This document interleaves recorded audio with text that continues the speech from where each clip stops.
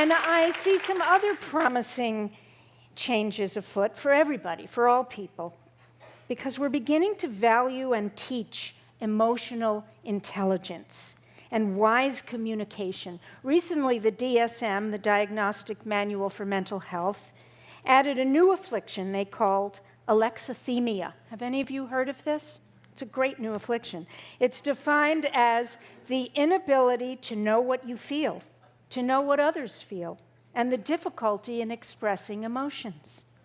Some psychologists use the phrase normative male alexithymia to describe how men suffer from cultural conditioning that cause them to repress their emotions. But let's not go on a new witch hunt and punish those who are out of touch with their feelings. Instead, let's pay attention to people who are turning away from ancient prejudice and ignorance and redefining what it means to be a whole and healthy and bold human being.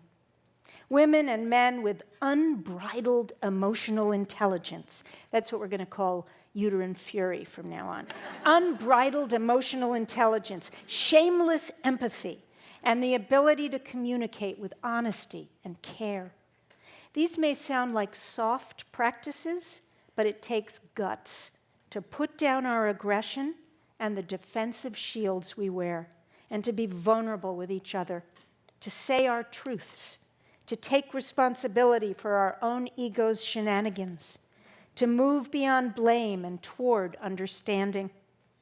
For some reason, this is really hard for us human beings to do. It's easier to tell stories about each other that harden into hostility or separation. This happens all the time. Just think about your own Thanksgiving table. And think about the stories we tell and believe about groups of people. Stories about race, religion, and class. Stories about political affiliation. This is going to be something really important to pay attention to this year.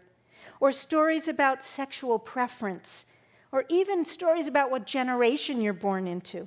Stories all begging to be interrupted, unraveled, reimagined.